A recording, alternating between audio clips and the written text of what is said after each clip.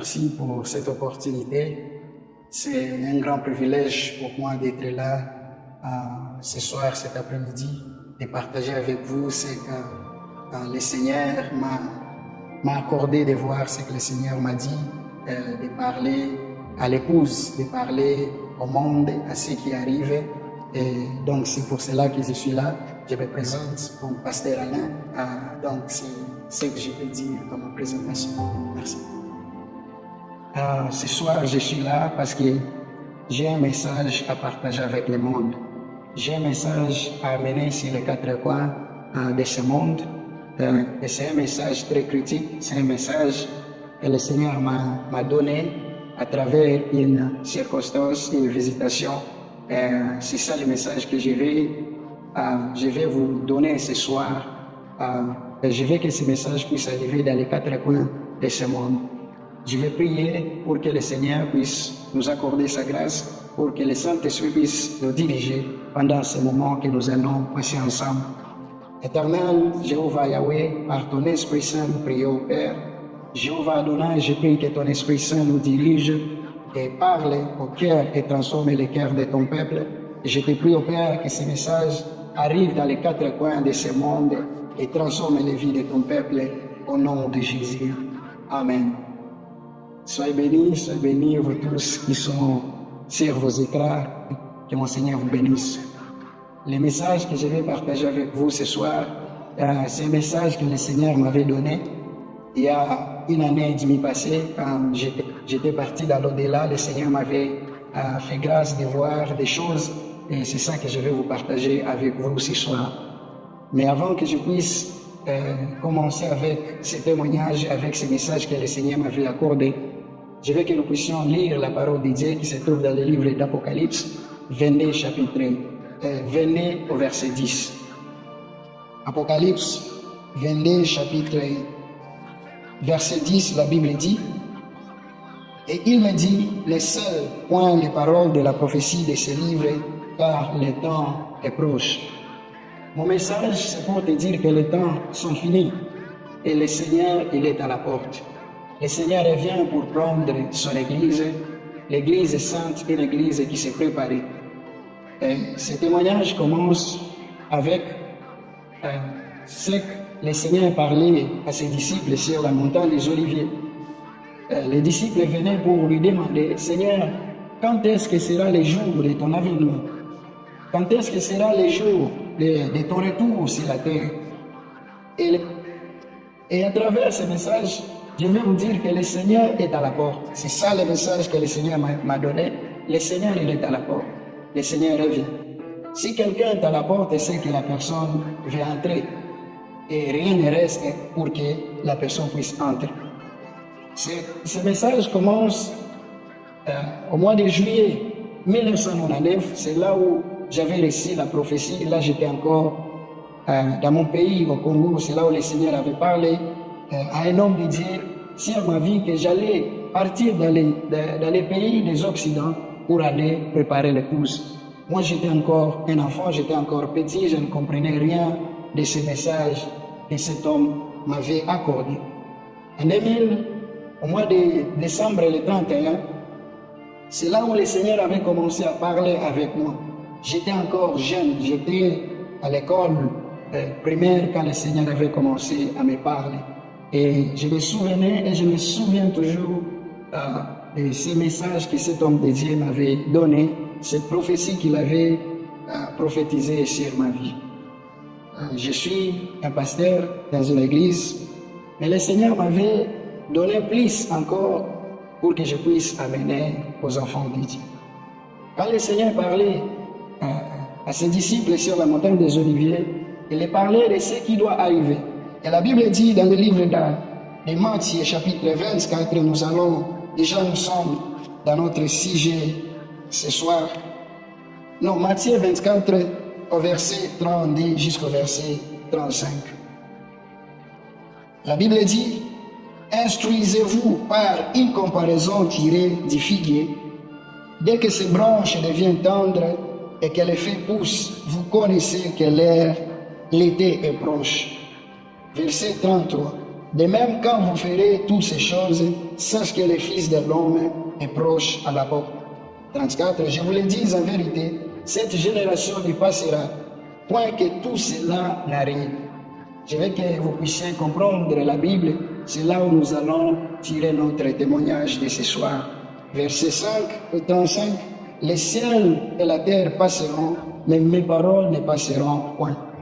Ici, le Seigneur est en train de donner les informations à ses disciples, à ce qui doit arriver pour qu'ils sachent que son arrivée est à la porte.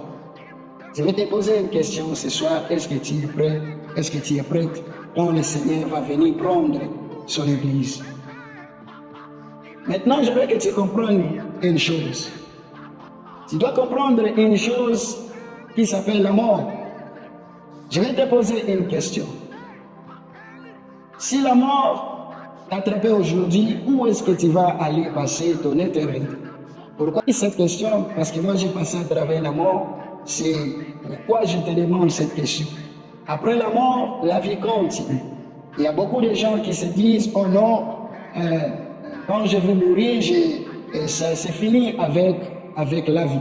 Mais je vais te dire une chose, la mort c'est une porte qui t'amène dans l'éternité. Et tu dois savoir là où tu dois aller passer ton éternité. Soit tu es chrétien, tu es encore dans le monde, sache que la mort est réelle. Et même si la mort n'était pas là, le retour du Seigneur Jésus-Christ est imminent. Et c'est ça le message que je vous amène ce soir. Je commence par la mort, je vais parler sur la mort, parce que j'ai vécu la mort, je sais qu'est-ce qui se passe quand un homme meurt. Quand tu es mort, c'est une autre vie qui commence. Mais tu dois savoir, je vais continuer cette vie où? Tu dois savoir, tu dois décider, tu dois prendre une décision de savoir là où tu dois aller passer ton éternité. Quand un saint est mort, je vais vous donner un exemple. Je vous amène à la croix. Quand le Seigneur Jésus-Christ était à la croix avec des brigands à ses alentours, le premier brigand à gauche, il dit au Seigneur, mais toi tu te dis que tu es le Fils de Dieu, pourquoi tu ne peux pas te sauver et nous sauver? Et l'autre brigand à sa droite, il dit, mais toi, nous on est là parce que nous sommes des brigands, mais lui, il est le Fils de Dieu, il n'a rien fait, il est innocent.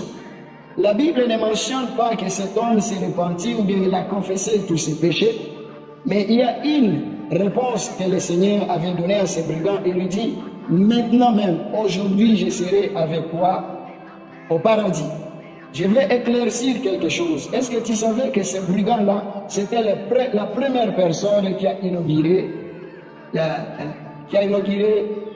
le paradis? C'est la première personne qui est entrée au paradis. Parce que le Seigneur, sur la croix, il a dit, aujourd'hui même, ce soir même, je serai avec toi au paradis. Et puis, ce qui s'est passé, c'est que le Seigneur a pris ce brigand, il est allé lui déposer au paradis, et le Seigneur est descendu dans le ventre de la terre. Le Seigneur est parti, en enfer pour aller libérer, parce que la Bible dit que les paradis avant étaient dans l'enfer. C'est ça ce qu'on appelle les saints d'Abraham. On appelle les saints d'Abraham. Ça veut dire que les Daniel, tous les prophètes étaient dans les saints d'Abraham. C'était en enfer. C'est pour cela que la Bible dit que le Seigneur est allé récupérer les clés de l'enfer et les clés de la mort. Et la Bible dit, après 3 jours, le Seigneur est ressuscité. Et la Bible dit qu'il était ressuscité avec les saints qui étaient morts. Et ils étaient arrivés dans la ville et les gens les avaient vus. Ceux qui avaient témoigné la résurrection des saints qui étaient morts en avant. C'est comme ça, quand le Seigneur était monté, il est monté avec les saints pour aller les déposer maintenant au paradis. Quand un chrétien meurt, il part directement au paradis. Quand un chrétien meurt directement, il part au paradis. Nous allons lire la parole de Dieu dans le livre de 1 Thessaloniciens 4, au verset 13. Nous allons écouter ce que la Bible nous dit et nous allons continuer. 1 Thessaloniciens chapitre 4 au verset 13. Nous allons lire la parole de Dieu. La Bible nous dit, 1 Thessaloniciens chapitre 4 au verset 13, la Bible nous dit, « Nous ne voulons pas, frères, que vous soyez dans l'ignorance au sujet de ceux qui dorment, afin que vous ne vous affligez pas comme les autres qui n'ont point d'espérance. » Verset 14, « Car si nous croyons que Jésus-Christ est mort et qu'il est ressuscité, croyons aussi que Dieu ramènera par Jésus avec lui ceux qui sont morts. » Verset 15, « Voici en effet ce que nous vous déclarons. D'après la parole du Seigneur, nous les vivons restés pour l'avènement du Seigneur. Nous ne dévancerons pas ceux qui sont morts. » Verset 16, « Car le Seigneur lui-même a un signal donné à la voix de l'archange et au son de la trompette de Dieu, descendra du ciel et les morts en Christ ressusciteront les premiers. » Verset 17, « Ensuite nous les vivants qui seront restés, nous serons tous ensemble enlevés avec eux sur des nuées à la rencontre du Seigneur dans les airs, et ainsi nous serons toujours avec le Seigneur. » Je vais éclairer une chose. Ici, Paul est en train de parler à l'église de Thessalonique. Il dit, ne soyez pas, nous ne voulons pas, frères, que vous soyez dans l'ignorance à propos de ceux qui dorment. Ici, Paul appelle les gens qui sont morts, les saints qui sont morts, il dit qu'ils dorment. Amen. Au verset 14, si nous croyons que Jésus-Christ est mort, qu'il est ressuscité, croyons aussi que Dieu ramènera par Jésus avec lui ceux qui sont morts. Quand nous lisons la Bible, nous lisons que les saints vont ressusciter. Mais ici, nous voyons que le Seigneur va descendre avec eux. Et la Bible n'est pas dans la confusion. La Bible dit que les saints vont ressusciter, mais au verset 14, la Bible dit qu'il va descendre avec eux. Ça veut dire qu'à chaque chrétien qui meurt, il part directement au paradis. C'est pourquoi ici Paul est en train de dire, nous ne voulons pas, frères, que vous soyez dans l'ignorance au sujet de ceux qui dorment, afin que vous ne vous affligez pas comme les autres qui n'ont pas d'espérance. Nous avons l'espérance que nous allons nous revoir avec nos familles, avec nos bien-aimés qui sont morts, ceux qui sont morts dans le Seigneur, nous allons nous revoir avec eux. Pourquoi j'essaie d'affranchir ce sujet? Parce que je veux que vous puissiez comprendre le sujet de la mort. Et maintenant, au verset 15, voici en effet ce que nous vous déclarons d'après la parole du Seigneur. Nous les vivons restés pour l'avènement du Seigneur. Nous ne dévancerons pas ceux qui sont morts. Quand les chrétiens meurent, ils partent au paradis pour vivre avec le Seigneur. Et maintenant, ça vient le 28 avril 2021, là, j'entre maintenant dans la profondeur de mon message. Le 28 avril 2021, à 3 heures du matin, je quitte mon corps. Et quand tu quittes le corps, tu ne comprends pas que tu as laissé notre corps sur ton lit. Une chose que tu vas comprendre, c'est que quand quelqu'un meurt, l'intelligence va grandir. Amen. Et maintenant, je quitte mon corps. Et là, quelque chose qui m'est venu à l'esprit, j'ai compris que j'étais mort. Et une chose, mes bien-aimés, que je vais te dire, quand quelqu'un meurt, c'est fini. Il n'y a pas un autre moyen de retour. Quand tu es encore en vie, c'est le temps que le Seigneur te donne pour arranger ta vie, pour se repentir, pour arranger les dégâts des situations que tu as sur la terre. Mais après la mort, c'est fini, mes bien-aimés. Il n'y a pas une autre grâce, il n'y a pas une autre chance pour toi d'arranger ta vie quand tu es mort. Et soudainement, je vois un petit chemin qui s'est apparu devant moi. Il fallait que je puisse suivre ce petit chemin. J'ai commencé à suivre ce petit chemin. Là, j'étais déjà séparé avec mon corps. J'ai laissé mon corps dans ma maison. J'ai commencé à suivre ce petit chemin. Petit à petit, j'ai suivi ce petit chemin. Et une chose que j'avais réalisée, c'est que je pouvais penser des choses que j'avais dit pendant 10 ans. J'allais les penser dans quelques secondes. J'ai commencé à poursuivre ce petit chemin qui m'a mené là où moi-même je ne savais pas. J'ai suivi ce chemin jusqu'à ce que je commence à percevoir devant moi une lumière. Une petite lumière qui agrandissait. Plus j'avançais, cette lumière agrandissait. Jusqu'à ce que j'arrive à un endroit où j'ai vu cette lumière devenir comme un mur. Mais c'était un mur de cette lumière qui rayonnait. Mais ce petit chemin traversait aussi dans cette lumière. Moi-même, je dis, comme je suis entré dans ce chemin, je vais aller jusqu'au bout de ce chemin. Directement, je me vois traverser ce mur de lumière, ce mur de gloire. C'est ce qui a fait une transition vers le ciel. Je me retrouve au ciel.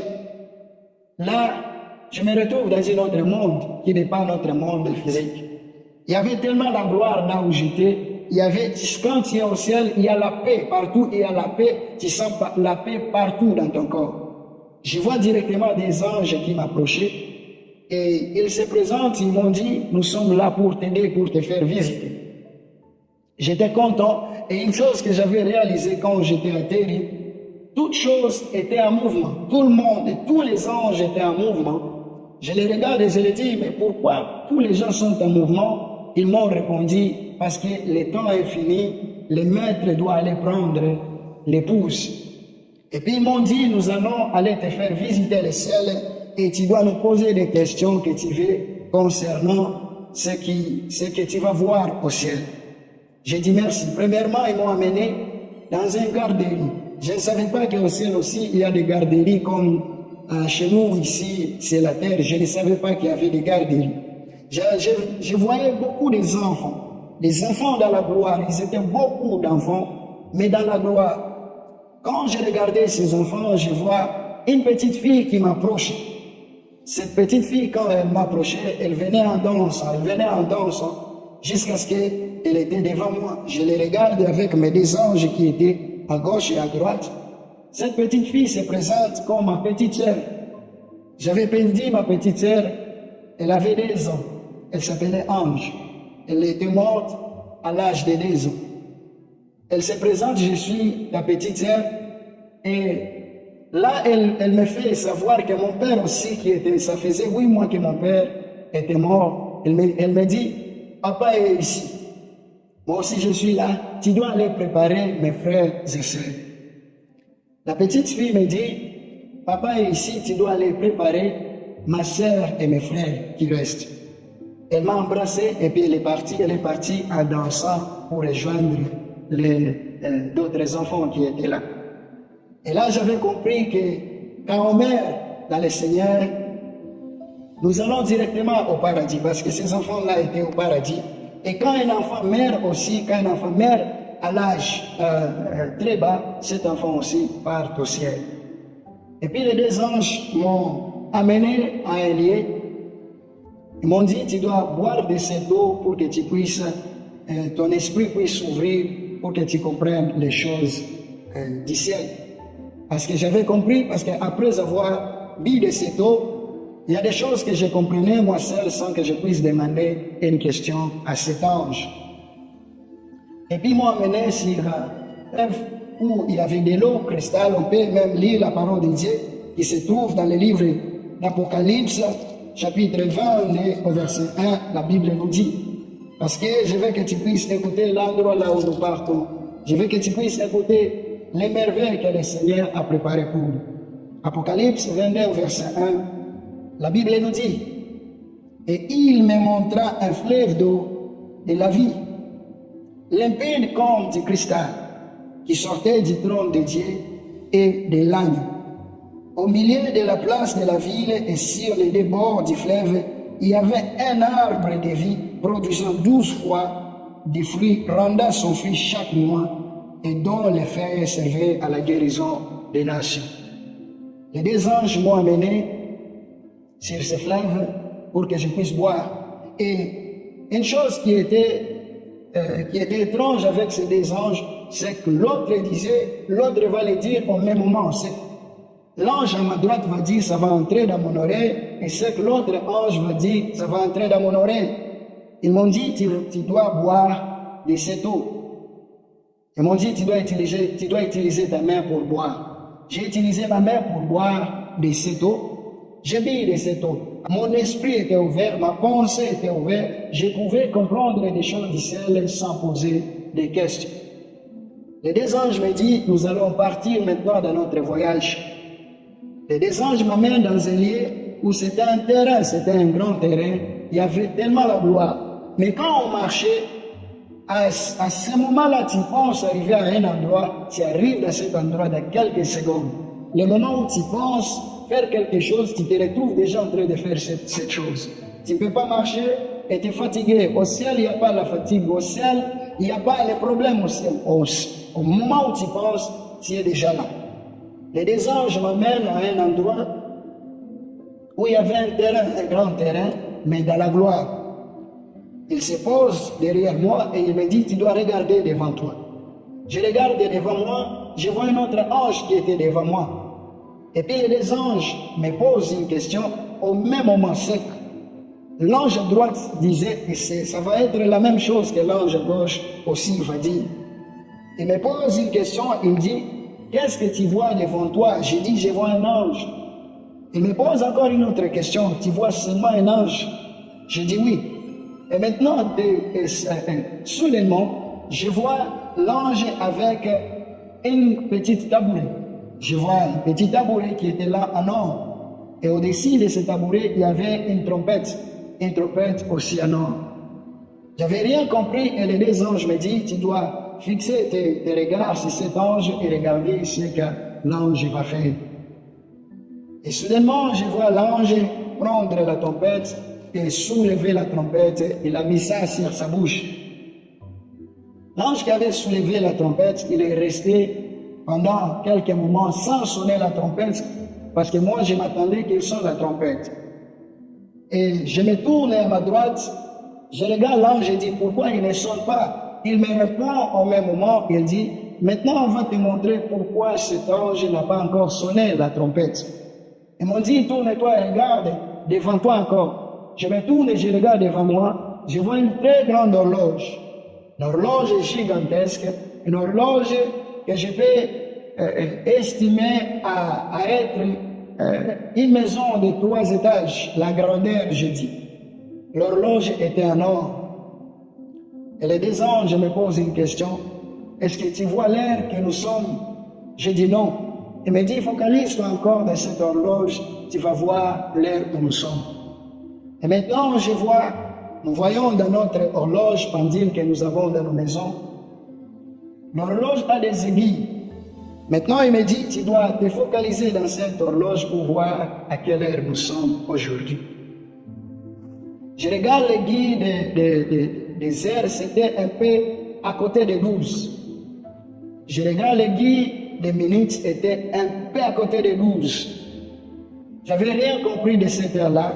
Et les deux anges me disent, regarde encore dans cette horloge. Je vois l'aiguille des secondes partir à une vitesse inexprimable. Ça descendait, ça partait avec une grande vitesse. Quand l'aiguille des secondes allait frapper à minuit, c'était l'heure de minuit, l'aiguille, ça s'est balancé et ça s'est placé encore derrière le numéro 12 que nous voyons dans nos horloges pendues. J'avais rien compris, je demande aux anges, je dis, je ne comprends rien de cette horloge-là. Il me dit, focalise encore tes regards dans cette horloge. Nous voyons là où nous voyons le numéro 6 dans nos horloges. Au-dessus, il y a une rectangle qui s'est apparue. Et maintenant, dans cette rectangle, il y avait l'horloge numérique. Et puis les deux anges me posent une question, il est quelle heure? Je regarde dans cette horloge, je voyais qu'elle était 11 heures.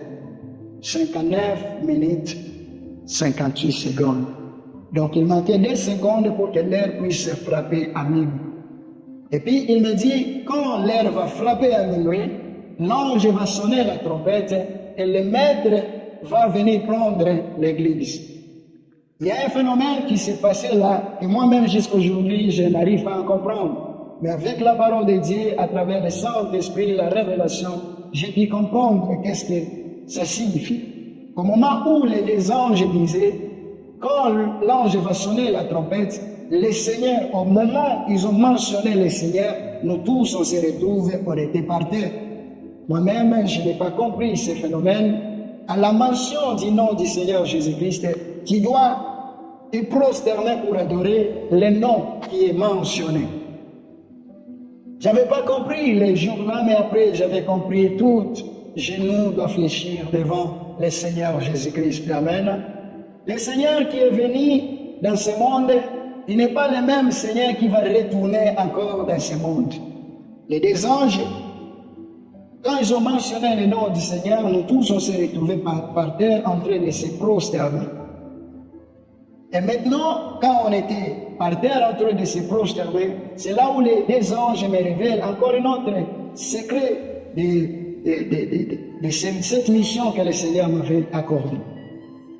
Quand on était par terre, c'est là où il me révèle que le Père avait déjà rapporté la venue de son Fils 4 fois. Je me demandais, mais comment est-ce que le Père avait rapporté la venue de son Fils? Il m'explique, et là on est par terre, parce qu'à la mention du Seigneur Jésus-Christ, nous tous on était par terre. Et puis je lui demande la question, mais comment le Père avait rapporté la venue de son Fils? Il m'a dit, à chaque fois quand le Père veut envoyer le Fils pour venir prendre l'Église, le Seigneur regarde ici la terre, il voit que l'Église n'est pas prête. L'épouse n'est pas prête. C'est là où il va aller encore pour plaider. C'est là où il va aller encore pleurer encore devant son Père pour demander s'il peut nous ajouter quelques années. Et comment est-ce que les anges me révèlent comment ce phénomène qui fait que le Père puisse regarder son Fils en train de pleurer et il va reporter son avenir.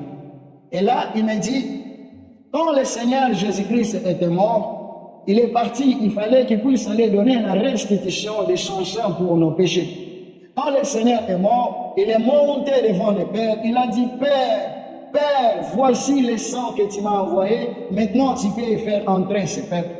Il a laissé son sang dans une coupe d'or devant le trône de Yahweh, devant le trône du Père, et c'est comme ça qu'il était descendu.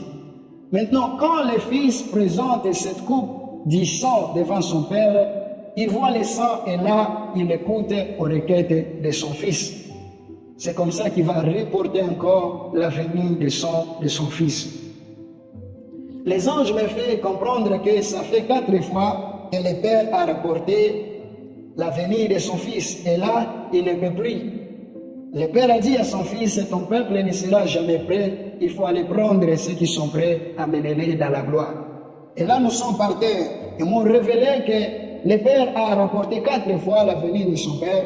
Et maintenant, ils m'ont dit, nous allons quitter ce lieu pour aller te montrer un autre endroit. On a quitté l'endroit là où on était par terre, là où on était prosterné par terre. On a quitté pour aller maintenant rencontrer le Seigneur Jésus-Christ.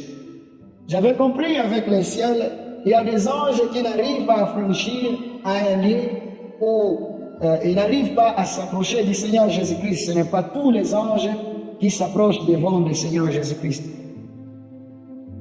Comme on était dans cette position, en se prosternant, je me retrouve dans cette même position devant le Seigneur. Et les anges me disent, nous on ne peut pas approcher là, on doit reculer. Les 2 anges m'ont abandonné devant le trône du Seigneur Jésus-Christ. Ils m'ont abandonné, ils ont reculé. Et là maintenant je suis prosterné devant le Seigneur Jésus-Christ. Il y a une chose qui s'est passée là que je n'arrive pas à comprendre. Le Seigneur est en train de me réprimander. Tu peux imaginer que tu es déjà au ciel, mais le Seigneur est en train de te réprimander. Le Seigneur m'a réprimandé, il m'a réprimandé, il m'a réprimandé. Pas parce que j'avais commis l'erreur, mais à cause de la mission qu'il venait de m'accorder. Il a mentionné 11 choses personnelles. Il a dit, tu ne peux pas toucher ça. Tu ne peux pas toucher ça. Dans cette mission que je te donne, ne touche pas ça, ne touche pas ça, ne touche pas ça. Il y a des choses, quelque chose que je pense que ça pourra aussi bénir le peuple. Je ne peux pas mentionner tout, mais à la fin, je pourrais mentionner quelques choses, quelques nombres de choses que le Seigneur m'avait dit de ne pas toucher. Et là, quand il me parlait, ce n'était pas sa voix comme une voix humaine. C'était des tonnerres et des tremblements. Quand il parlait, je sentais les tremblements de terre. Sa voix sortait comme des tremblements de terre. Il m'a réprimandé à la fin. Il m'a dit, tu dois t'élever. En me levant, je ne suis pas tenu debout, mais j'étais resté sur mes genoux. J'étais à genoux. Et puis le Seigneur, avec la gloire que je regardais, je n'arrivais pas à fixer ses yeux. Le Seigneur qui est venu sur la terre comme un petit garçon et un bébé n'est pas le même Jésus qui va retourner. Il est venu comme un agneau, mais il va retourner comme un lion. Sa gloire était intense que je n'arrivais pas à lui fixer les yeux. Ma tête était ici et lui, il était là en train de me parler pour la mission qu'il m'a donnée. Il me dit, va dire aux gens que le temps est fini et je suis à la porte. Je vais prendre l'épouse. C'est là où il me donne maintenant le message que je vais te donner maintenant ce soir, cet après-midi. Le Seigneur lui-même, il m'a mandaté pour venir annoncer le retour du Seigneur sur la terre. Il me dit, le temps est fini, tu dois aller dire aux gens de se préparer. Dans quelques secondes qui restent que tu as vues, elles doivent se préparer parce que je reviens. Je vais te dire ce soir, le temps est fini et le Seigneur revient. Le Seigneur est à la porte. Est-ce que quand il va venir, tu seras prête? Est-ce que tu seras prêt? Il me donne ce message, il me dit, il va dire à mes serviteurs de changer les messages qu'ils prêchent. Il me dit, ils ont beaucoup prêché et je suis content de cela, mais ils doivent changer le message de ce temps où nous sommes aujourd'hui. Il me dit, il va dire à mes serviteurs, à mes servantes, de préparer mon peuple dans la sainteté. Il me donne Hébreux 12, verset 14, où la Bible dit, cherchez la paix avec tout le monde et la sanctification. Une autre version dit, et la sainteté, sans laquelle personne ne verra le Seigneur. Il me dit, sans la sainteté des enfants, personne ne va entrer au ciel. Et maintenant, il m'a béni.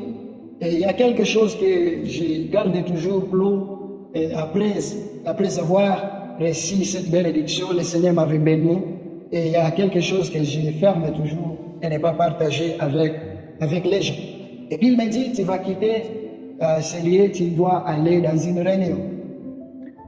Cette réunion que le Seigneur voulait que je puisse participer, c'était une réunion des prophètes.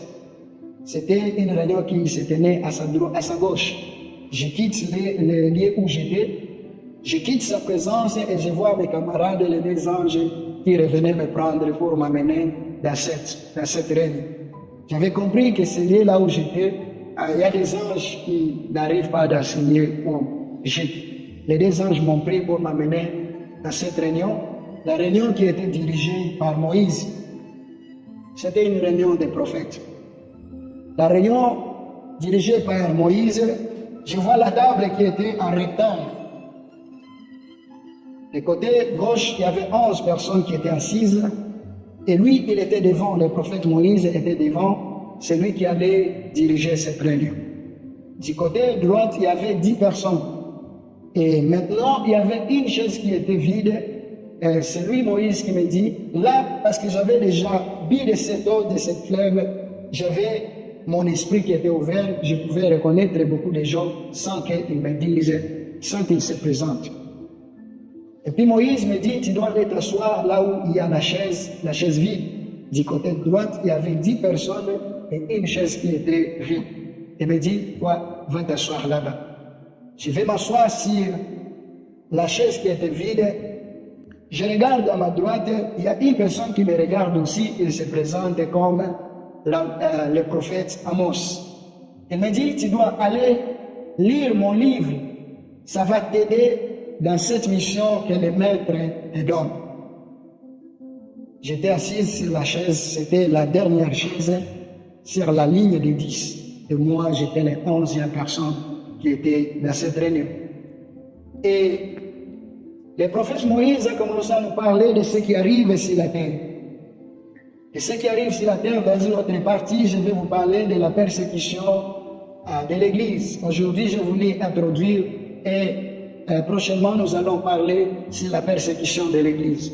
Dans cette réunion, le prophète Moïse commence à nous parler de ce qui allait arriver sur la terre contre l'Église. Il nous parle de la persécution qui doit arriver contre l'Église. J'avais posé une question, je dis, mais pourquoi, avec toute la souffrance que l'Église a fait part, mais comment nous allons passer encore dans la persécution de l'Église? Et je vais amener encore une lumière. Il y a beaucoup de gens qui ont l'évangile qui disent que l'Église doit passer pendant la tribulation. Non, l'Église le Seigneur n'est pas mort pour l'Église et pour que l'Église passe dans la tribulation. La tribulation, ça va être, la tribulation et la grande tribulation, ça va être pour les gens qui n'ont pas reçu le Seigneur et pour la nation d'Israël. Et maintenant, Moïse continue à nous parler de la persécution de l'Église. L'Église nous entend dans les temps difficiles. C'est le temps où tu dois garder ta foi. C'est le temps où tu dois te mettre debout pour l'œuvre du Seigneur. Parce que le temps qui vient, ça va être le temps difficile. Et si ta foi n'est pas à l'horizon, tu vas céder pendant ces temps difficiles. Il nous parle de la persécution qui arrive sur la face de la terre. Mais il nous parle comment les cieux se préparer pour protéger les saints. Je vais ouvrir une parenthèse. C'est là où on me montre l'un des 4 êtres vivants, celui qui a la face d'un lion. Ça, je parlerai vers la fin de ce message. Parce que lui aussi, il m'a parlé de l'un des 4 êtres vivants. C'est un miracle. C'est difficile que quelqu'un puisse venir et te dire, j'ai parlé avec l'un des 4 êtres vivants. Là, on parlera à la fin, qu'est-ce qu'il m'avait dit, le message qu'il m'avait donné. Pour aller à la fin, Moïse nous parle encore dans cette réunion, il nous dit comment le ciel est prêt pour protéger l'Église, comment le ciel s'est mobilisé pour protéger l'Église pendant ces temps difficiles, les temps de la persécution. Je pose la question à Moïse encore, je dis, mais pour quel avantage l'Église a pour passer pendant les temps de la persécution? Il me dit, c'est le temps de la purification. C'est le temps de la purification. C'est pourquoi le Père a décidé que l'Église passe à travers ces temps difficiles. Et nous savons, plus nous sommes dans les dangers, plus nous sommes dans les temps difficiles, nous nous approchons du Seigneur. Il me dit, c'est pour l'avantage de l'Église que vous devez passer à travers la persécution de l'Église. La souffrance des saints, la souffrance de l'Église arrive sur la face de la terre. Tu dois te préparer. Il faut que ta foi augmente pour que ce temps, quand ce temps arrive, et nous savons que la persécution a déjà commencé dans beaucoup de nations sur la terre. En Chine, nous connaissons ce qui se passe avec l'Église en Chine. Nous savons ce qui se passe avec l'Église au Pakistan. Nous savons toutes ces choses. Et maintenant, il a ajouté une chose dans cette réunion. Il dit que c'est un mystère. Il dit, à travers ces souffrances, il a fermé quelque chose que j'avais compris, il n'a pas voulu dire beaucoup de choses. Il a dit, et le Seigneur viendra prendre l'Église. Cette question va finir avant que le Seigneur puisse prendre l'Église, ou bien le Seigneur va prendre l'Église au moment de la persécution. Moi et toi, on ne connaît pas. Je ne sais pas si le Seigneur va prendre l'Église au moment de la persécution ou bien à la fin de la persécution. Et je vous parlerai comment je vis la persécution, qui seront les acteurs de la persécution de l'Église. Et je vais mentionner l'ONU. Il y a l'ONU qui est à la tête de la persécution de l'Église. On va être persécuté avec le système que l'ONU a déjà mis en place. Et je parlerai beaucoup aussi de la persécution de l'Église. Et maintenant, on finit cette réunion, et Moïse a tourné, j'ai vu beaucoup de prophètes qui étaient là, ils étaient éparpillés. Et Moïse était venu, il a tourné la table, il a tourné de la table, il est venu là où j'étais. Il me parle, il me dit, mon fils, bienvenue. Quand je lui ai regardé, je n'ai pas cru que c'est le Moïse que nous, on a l'image dans nos têtes. Quand je lui ai regardé, j'ai vu que il a la beauté d'un jeune garçon. Je vous dis, mes bien-aimés, quand nous serons au ciel, nous allons rajeunir encore. La beauté que nous allons avoir quand nous serons au ciel, ça va être la beauté qu'on n'a jamais eue sur la terre parce que nos corps seront glorifiés. Et Moïse me dit, tu dois attendre un peu parce que tu dois rencontrer quelqu'un qui doit te parler. Une chose qui va te faire comprendre que ces gens ici sont des vieillards, c'est à travers leur chevelure. Il avait la chevelure blanche avec la couronne sur sa tête, la couronne en or. Quand je lui ai regardé, il était très beau. Il était très beau. Sa face, c'est comme la face d'un enfant, d'un jeune garçon, la beauté. Et puis, il est parti. Au moment où j'étais là, je vois mes deux camarades qui étaient revenus encore, les deux anges qui étaient revenus, et puis ils m'ont dit, nous allons t'amener dans un autre endroit. Au moment où j'étais là, je vois notre réunion qui prenait place, et on me fait comprendre que c'est le prophète Élie qui était en train de prendre soin de cette reine. Et là, les deux anges me disent, c'est les deux personnalités qui vont venir travailler sur la terre quand l'Église va partir. J'avais compris. Beaucoup de gens disent que Enoch et Élie, ce sont les deux témoins, mais je vais vous dire aujourd'hui les deux témoins que l'Apocalypse 11 nous parle, c'est Élie et le prophète Moïse. Les deux anges m'amènent de cet endroit, ils m'ont amené devant un endroit où j'attendais la personne que Moïse m'a dit que je dois rencontrer. Soudainement, je vois quelqu'un qui sort de nulle part. Il était costaud, il était géant en taille et il était en tenue militaire. J'ai dit, au ciel aussi, il y a des militaires. Il y avait des satellites des militaires comme des généraux. Tout en blanc, j'avais vu des détails, des boutons étaient en or. Je voyais aussi des grades, des pets aussi qui étaient en or. Il se présente comme l'apôtre Paul. Je le regarde, il était costaud. Beaucoup de gens disent que l'apôtre Paul, il était de petite taille quand il était dans ce monde. Mais moi, l'apôtre Paul que j'ai vu, c'était un apôtre qui était costaud.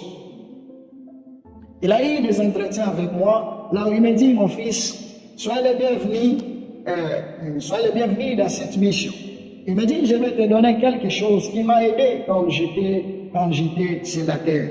Il me donne le verset où il dit, j'ai combattu le bon combat, j'ai gardé ma foi, j'ai achevé ma course.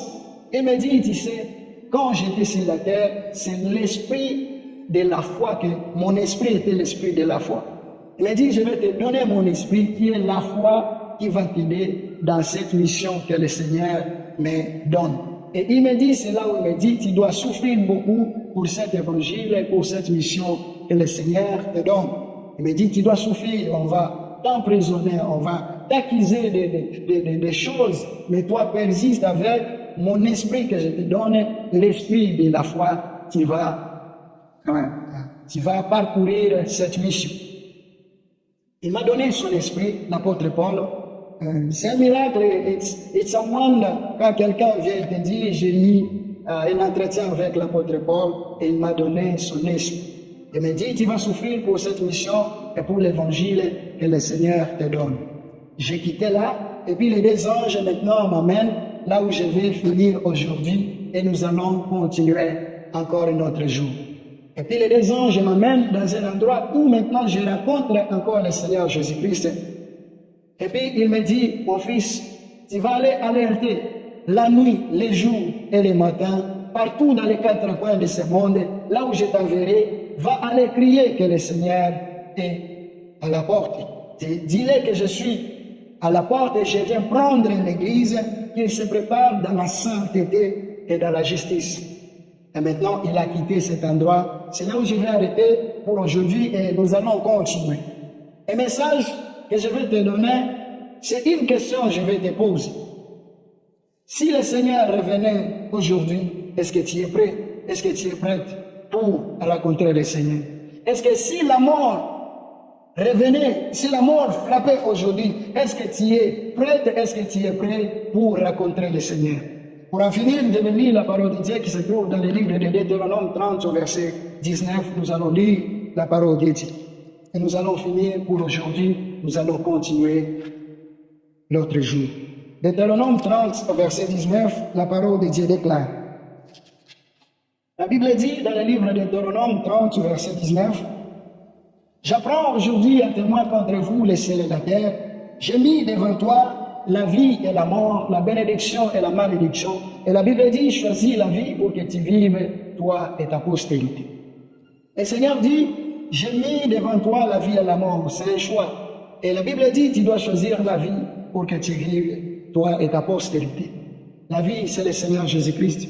Je vais lancer cet appel. Si tu n'as pas encore reçu le Seigneur Jésus-Christ, c'est le temps de recevoir le Seigneur Jésus-Christ. Si toi aussi, qui étais en Christ, mais qui est déjà tombé, je vais encore lancer cette opportunité, cet appel pour que tu reviennes et que tu choisisses le Seigneur Jésus-Christ.